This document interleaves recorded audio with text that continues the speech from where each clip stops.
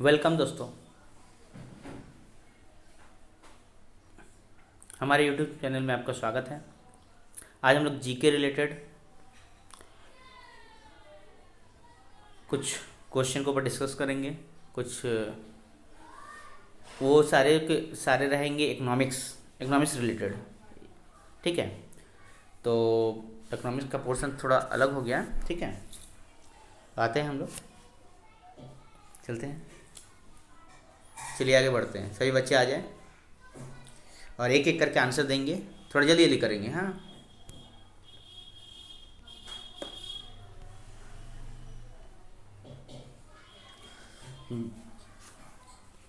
जिन student ने subscribe नहीं किया है चैनल को सब्सक्राइब कर ले, लगातार वीडियो मिलते रहेंगे।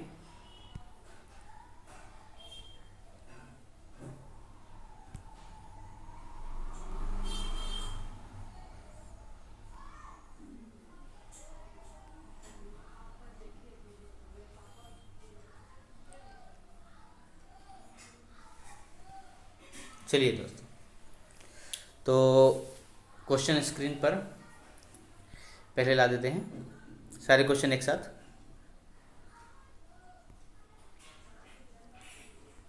चलिए, क्वेश्चन जो है स्क्रीन पर आ चुका है।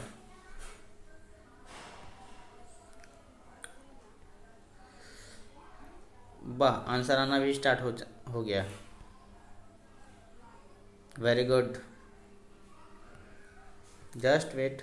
हाँ, चलिए, पहला क्वेश्चन है World Trade Organization was establish in the year. World Trade Organization was establish in the year. चलिए, 1981, 1985, 1991 और 1995। चलिए आंसर, करेक्ट आंसर। तो आंसर होता है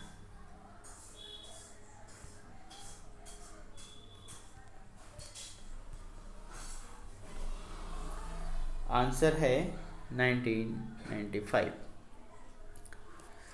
फिर से अगला क्वेश्चन है unemployment cause due to lack of irrigation facility is called.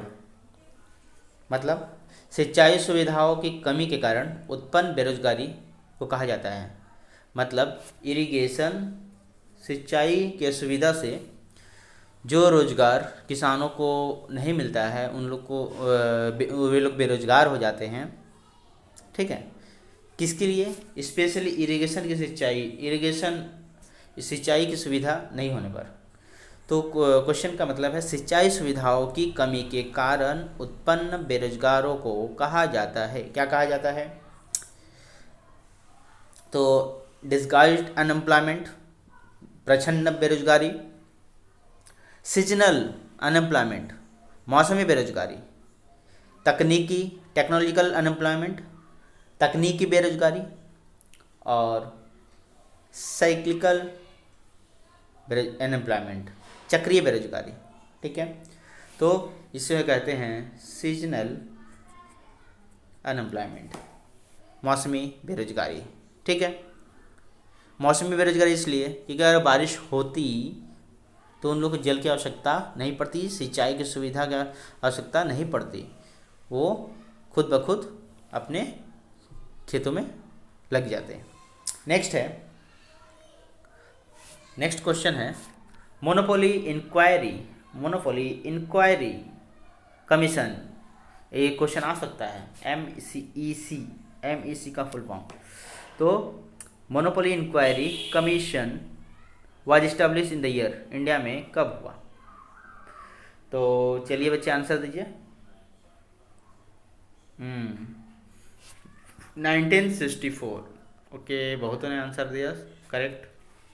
आज सभी जोश के साथ हैं। नेक्स्ट, चलिए बच्चे जोश में आंसर दीजिए। The difference, number 4, the difference between the maximum and minimum value of set of observation is called. The difference between maximum and minimum value of set of observation is called. इसमें प्रेक्षकों को एक समुच्चय, प्रेक्षक question का मतलब है प्रेषणों प्रेषणों के एक समुच्चय के अधिकतम और न्यूनतम मूल्यों के अंतर को क्या कहा जाता है? पहला रेंज, दूसरा लॉरेंज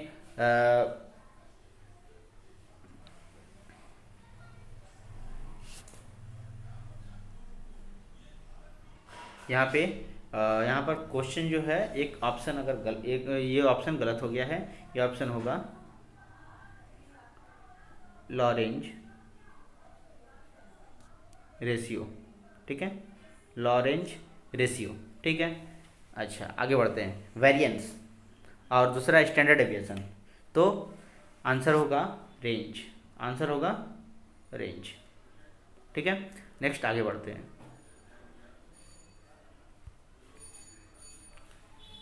नेक्स्ट क्वेश्चन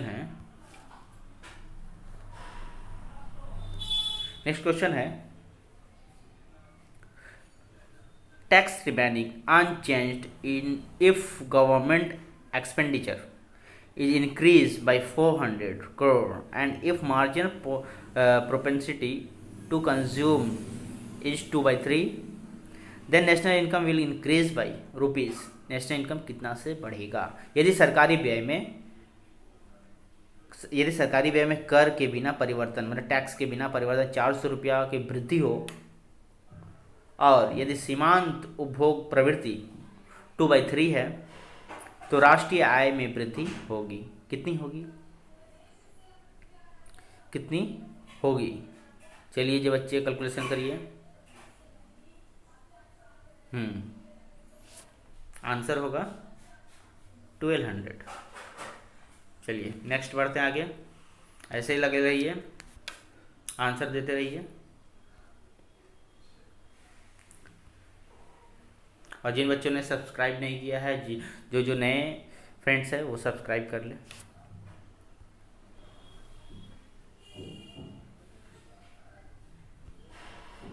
फिर से सारे question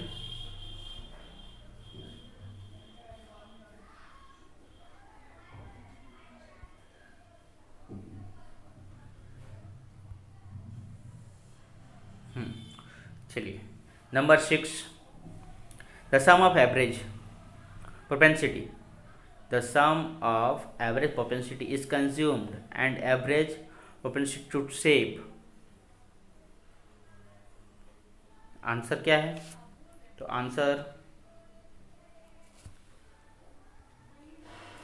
answer is 1, answer is 1।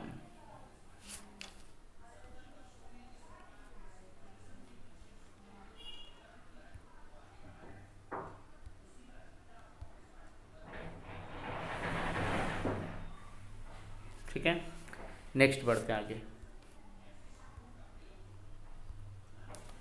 If price elasticity of supply is infinite, the supply curve will be supply curve मतलब यदि पूर्ति की है ना, सप्लाई कर्व जो है कि पूर्ति की कीमत लोज अंततः है मतलब इन्फिनिटी है, तो पूर्ति वक्र कहाँ पर होगा? तो आंसर क्या है? तो आंसर ABC यहाँ पर है, ठीक है, यहाँ C है, तो आंसर होगा D, आंसर होगा D, ये D, ठीक है। नेक्स्ट बढ़ते हैं आगे, number 8, the second order of sufficient condition for maximisation of profit of a firm in a perfect competition market मतलब पूर्ण प्रतियोगिता बाजार में एक फर्म को अधिकतम लाभ कमाने के लिए और द्वितीय क्रम अथवा पर्याप्त शर्त है। क्या शर्त है? चलिए बच्चे आंसर दीजिए। तो आंसर है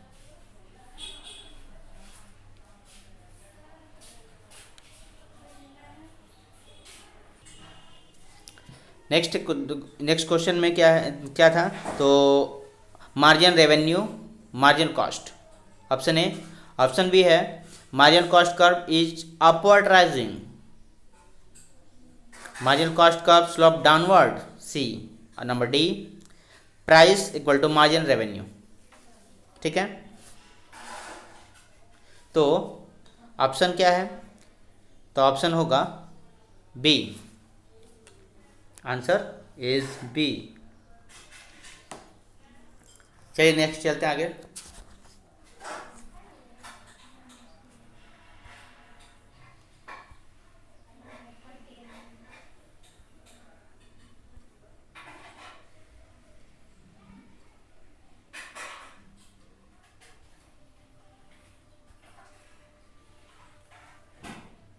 आते नंबर 9 क्वेश्चन में। In short run average fix cost curve, in short run average fix cost curve is.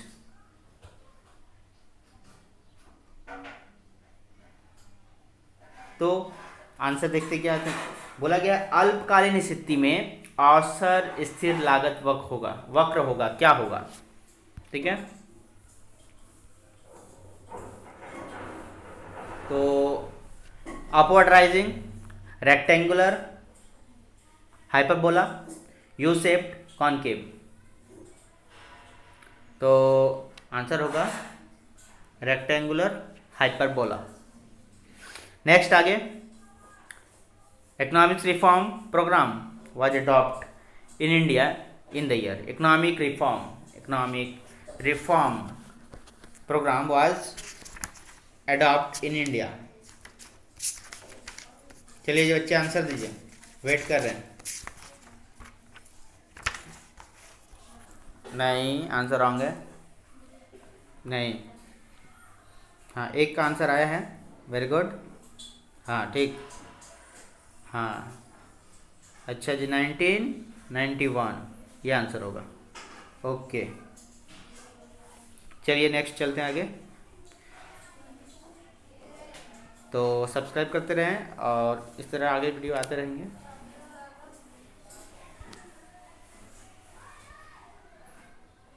Share भी करते रहें।